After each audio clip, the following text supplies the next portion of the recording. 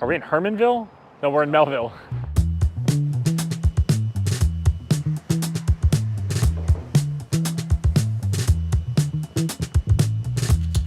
We are at Graphic Image in Melville, Long Island. Today we are going to make the most beautiful leather books. The recognition that we make something that is quite good seems to be universal now, and it didn't happen overnight.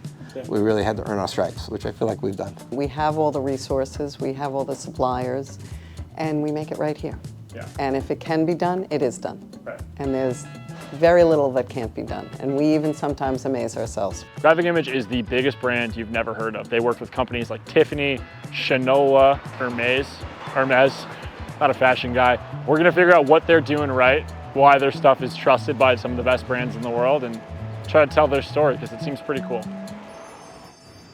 I am Tom Glazer. I started with the company in 1980. I'm the president today. So my name is Carol. I'm Tom's sister. I joined the company in 1986. If you could just walk me through how this all started. Our father was a book designer, and at the end of his career, he worked for the Franklin Library, and that's where he was introduced to leather-bound books, classics, gilding, and all sorts of things. He designed the very first Brooks Brothers desk diary. So when he started Graphic Image in 1977, he brought with him his knowledge of leather and different vendors that he had worked with along the way who taught him more about bookbinding and leather, et cetera, et cetera. And that's the start of Graphic Image. And the crazy thing is that today, here we are, 40 years later, doing pretty much what he started doing.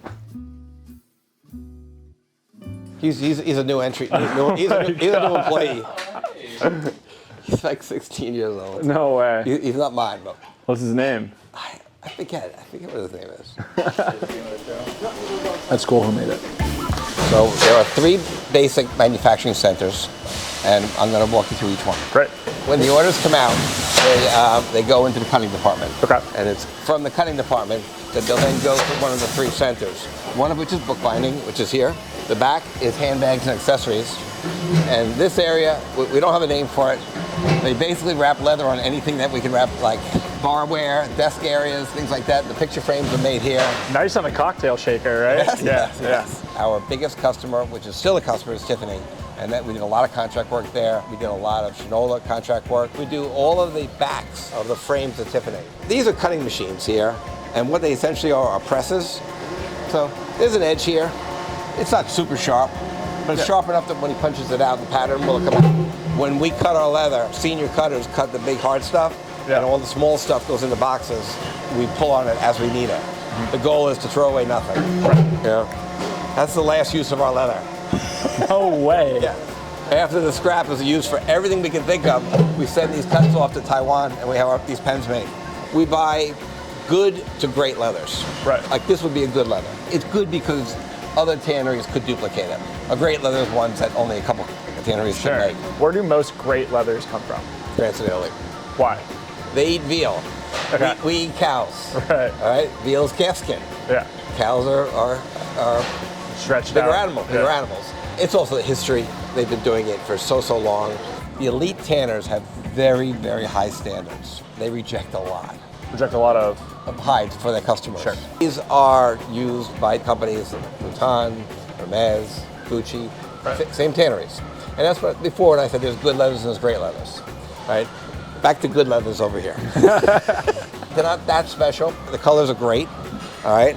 But it's a leather that somebody else can probably make as well. These are our Italian leathers here.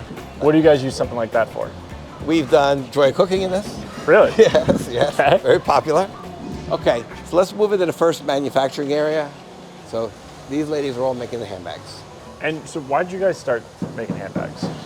The history of the company has been the history of watching our markets go out of business. There were a lot of department stores. 2/3 of it all got washed out in the 80s, and they were our main customers. We were also concerned about how long our diaries, our agendas were going to last. Yeah. The recession in 2009 was a doozy.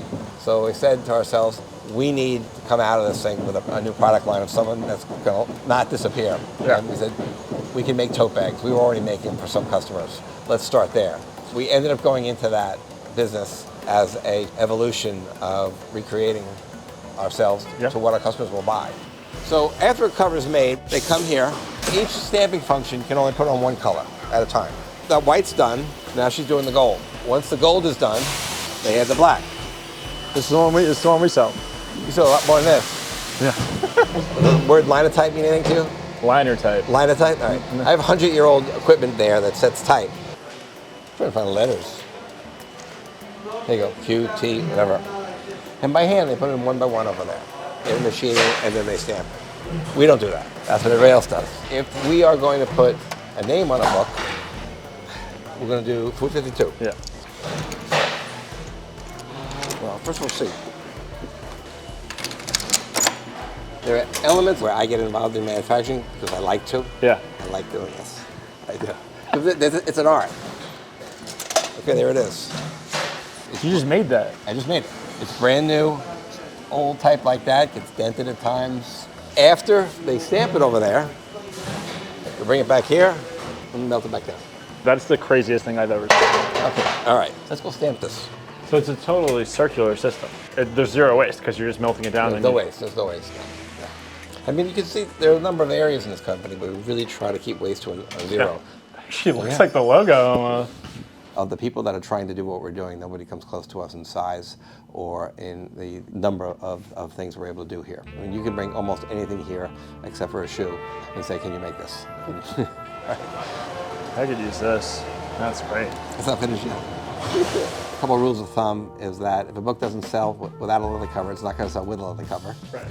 And if a book is really, really good with as is, leave it alone. Don't try to make it better. Yeah. Huge seller. Yeah. Huge seller. What's your best-selling book? Best-selling book? Yeah. I'll show you later. Okay, You'll be really surprised. This is a real outlet store. And people shop back here? This room is a little bit more refined in here, but this is 40 years of product. Wow. So there are seconds here, there are one-ofs. Generally speaking, there are great deals here. It's very busy. We got to hit this on the way out, Tim. Yeah. Give my mom a present. These are all seconds. It could be a little nick in the leather, you know, like, see that? That was the I second. mean, I wouldn't have seen that. Biggest problem we have with you getting new customers is you get a customer and you say, well, tell your friends. No, I'm not telling my friends. I love today. Today is the best day ever. So I'll show you here. We do, Oh, look at the monitor on this thing. it's not brand new, but this is a new used machine, basically. Okay. You get the Met game on this?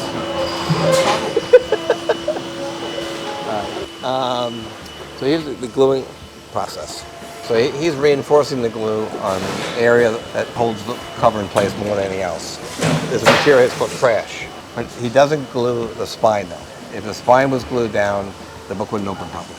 Our books are meant to be handled, and we want them out on display, we want them on the bar. And we have a huge library in our kitchen now. Boo's got a Julia Child book that from 30 years ago that isn't taped together. Yeah. So the most popular seller, I'll give you a clue. It's in this bay. All right, for $1. Okay. A store somehow featured it in a thing that it went viral. Is it 100 Hikes? That was the most popular book this year. Okay. It was this book. Ballparks. Yeah, who would figure? Yeah. Who would figure? I thought baseball was dying. I don't know. Who would figure? I know. And we like to tout the fact that these books are going to last. We took baby steps for 40 years to learn and learn and learn and learn and learn. You know, I could never start this company overnight, but everything we learn in steps. It's defined our company in ways that I like to quote the Bergdorf Goodman DMM and said, Tom, I've known you so long and I think you're hitting your finest hour, 40 years into it.